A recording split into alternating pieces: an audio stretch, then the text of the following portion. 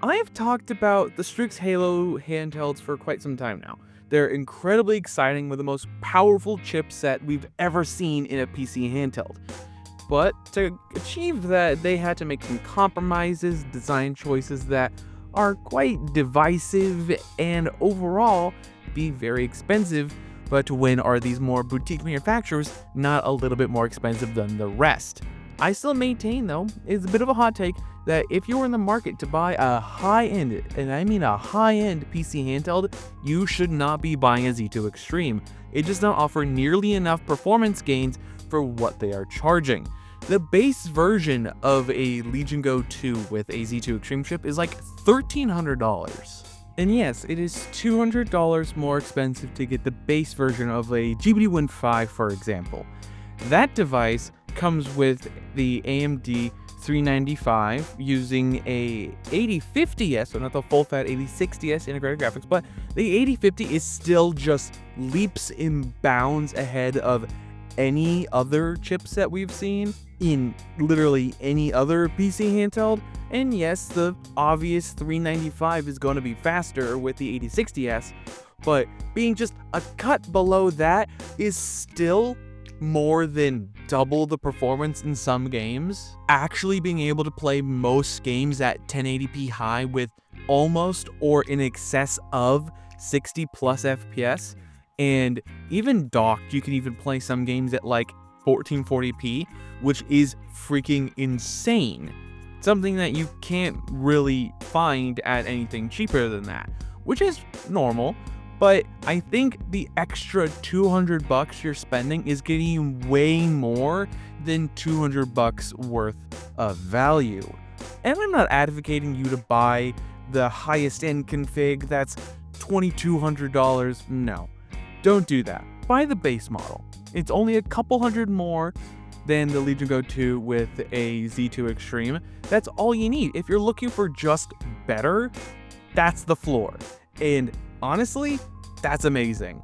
But out of all of these handhelds that have been announced or are fully released, which of them are the best? Because there are quite a few out there right now. The GPD Win 5 is available for full purchase, though at this point a lot of the cheaper SKUs aren't available until like January, so I would really wait on this one if you wanted it. The One X Fly Apex is another amazing device with Strix Halo based chips. And the newly announced AYANEO Next 2 finally got its full reveal. Probably going to end up being the most expensive variant of this. And overall, they all have their good options. The GPD Win 5 is my personal favorite. It is by far the cheapest, at a starting price of about $1,500, which is pretty decent all things considered. It has a nice array of features, though a glaring omission is a proper full-size trackpad, but I'd much rather have the little track nub than none at all. The design is straight out of the PSP era, which I personally love to death, though not everybody is drive to that. I personally don't like a hyper gamery aesthetic like something like the One X player might have. For me personally, I like a far more subtle and classic design like the GPD, but that does come with its own caveat. It is a significantly smaller device than any other we're going to be discussing, only being a 7-inch 1080p 120Hz display, which for me, I'm actually really okay with. But for some people, they want a bigger screen. They want at least like 8 inches, which is seemingly the standard a lot of these PC handhelds are slowly shifting towards. Even the Nintendo Switch switched to an 8-inch screen. It does omit the sliding keyboard feature of the Win 4, which I am sad to see go, but given how much more powerful this one is, I'm willing to make that compromise. And of course, it has the detachable battery, much like some other Strix Halo-based handhelds, which is fine, but I would have preferred to have seen it with a all-inclusive design, but understanding that would have made it significantly thicker at the very least, or pushed it beyond that 7-inch size that I actually really appreciate. This is the one I recommend the most, but at present it is pretty much unavailable in any of those cheaper SKUs, only being limited to the AI Max 395, which is the higher end model of course and will be more powerful, but isn't gonna be the cheapest, and it's gonna be harder to justify spending for $500 more than a Legion Go 2 than it would be justifying spending only about $200. This is my personal favorite, but I understand it's not gonna be for everybody. The next device you might want to consider purchasing is a 1X Fly Apex. This was the second device announced with Strix Halo-based chips, and it is honestly one of the ones that people might like the most. This device has a starting price of about $1,400 when early bird, but if you're gonna buy it after that, like most people are, starting at about $5,500. Not too far away, the GPD device. Something everybody might appreciate more with this one is its larger screen. It has a full 8-inch display. With its more gamery design, it does omit trackpads for navigation. But thankfully, all these devices are running Windows, and you can use the Xbox full screen experience on these. So navigation actually might not be that bad, numbing the loss of the trackpads. But I understand for some people, the trackpads aren't just for navigation, they're for playing games like Civilization and AYANEO, games that are vastly more easy to navigate with a mouse rather than a blunt instrument like an analog stick. The display in of itself isn't super fancy though. It is a standard fare 120Hz IPS type VRR display. It is native landscape, which is very nice, but is slowly becoming far more standard than anything else, so it's not too crazy. This device as well uses an external battery pack, and it comes with a slew of accessories that you have to purchase after the fact if you're interested in things like external water cooling or a crazy cool dock. There's so many other interesting things that they have going for this device, including even a new Chinese-made expandable mini SSD thing, which I'm not entirely certain we can find any of those here in the United States, but if you live in a region where that format is fairly popular, it's cool. I don't know how practical it's going to be for most other people though. And with the price of NAND shooting sky high, I highly doubt anybody's going to be able to afford any of these hyper expensive compact SSDs with how crazy all that's going to be in the next couple months. This device might be the happy medium for a ton of people. Not as small as the GPD, but not nearly as large as the device we're going to be talking about at the end of the video. At least time of recording, this device is not currently out, but the Indiegogo campaign has ended, so they're going to probably start fulfilling orders later this month or beginning next year. And if you do find a way to get this device either after the fact or right now, it is still going to be an amazing device. At a similar enough starting price to the GPD device, it could honestly be a great alternative if you can't get your hands on a GPD, or if you're just more into the design the 1X player offers. Especially if you wanted a larger screen, this could be a great alternative for that device.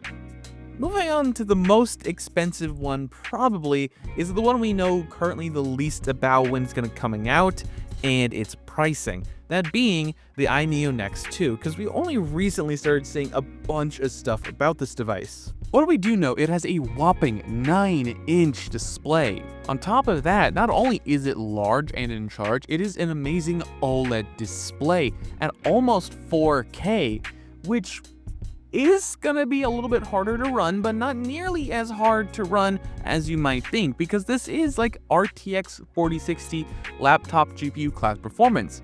You should actually be able to play a ton of games at 4K with reasonable performance.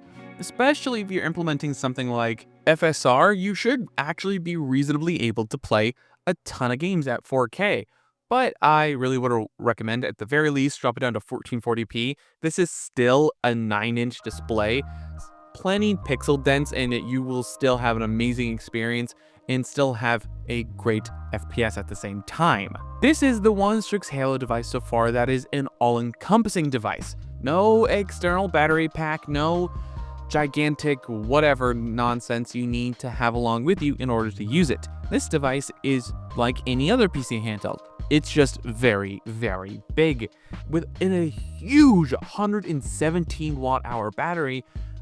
A lot of people in the comments talk about this, that I was a little wrong about it not being allowed on flights because of how big the battery is, because traditionally, you're not allowed to have a battery bigger than 100 watts on a plane. Apparently, that only applies to checked luggage, not carry-ons, and that rule specifically applies to things like battery banks. It's still rather confusing and begs the question even more, why don't more gaming laptops have bigger than 100 watt-hour batteries? It surely can't be a cost thing, because if this handheld is doing it, why can't, like, Asus do that? Very odd. Like, it's not even like a size thing, because this is a 9-inch handheld. If an 18-inch gaming laptop can't have a larger than 100 watt-hour battery, why can't a 9-inch gaming handheld do it? It's very weird. As I stated before though, this device is the one that we don't know a ton about when it's coming out and what the pricing is, but anticipate it being a very, and I mean very expensive device. It's still going to be using Strix Halo, obviously, it wouldn't be in this video otherwise, but even with that in consideration, this is going to at least be like a $2,000 handheld. That big OLED display, the all-encompassing design requiring massive amounts of engineering and just R&D time to even get it to work properly is going to require them making this thing quite a bit more expensive than its Strix Halo contemporaries. We've seen very little hands-on of this device, but I anticipate if you do buy this device, you will probably have the best PC handheld on the market for quite some time. And with RTX 4060 level of performance, you're going to be good for quite a while. You won't need to buy another PC handheld in another year. You're going to be good for at least like 3 to 4 years before you even really need to consider a new one. And in that time, other cheaper PC handhelds like whatever Xbox Ally 5 or whatever they'd be making at that point, if they ever make another one, would still just barely be approaching that level of performance. Unless we see some crazy efficiency gain or architectural change that sees performance skyrocket, but I don't anticipate it being that shocking of a change. Either way, out of all these PC handhelds, we have them going from smallest to biggest. The 7-inch GPD, the 8-inch 1X player, and the 9-inch AYANEO. All these devices have amazing qualities and reasons why you should buy them. My personal favorite is the GPD, but I think most people would prefer having a larger screen with the 1X player. Being more available and easier to get your hands on is a bonus as well. And AYANEO, we don't know enough about it yet for pricing and availability for me to properly recommend it, but if you're willing to wait, you could have an amazing device if you're willing to spend an equal amount of money for how amazing this thing is going to be. If you wanted any of the devices we talked about in this video, links will be in the description down below. I would love to hear what you guys think though. This is a really interesting topic. Out of all these devices, there's so many different ways you can go and really choose to spend as little or as much money as you want.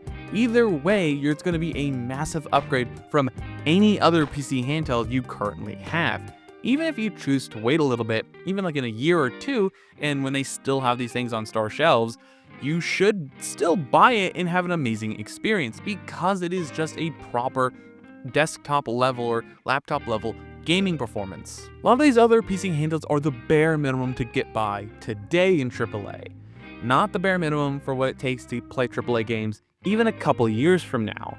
An RTX 4060 level of performance for your frame of reference is going to be plenty usable for years to come.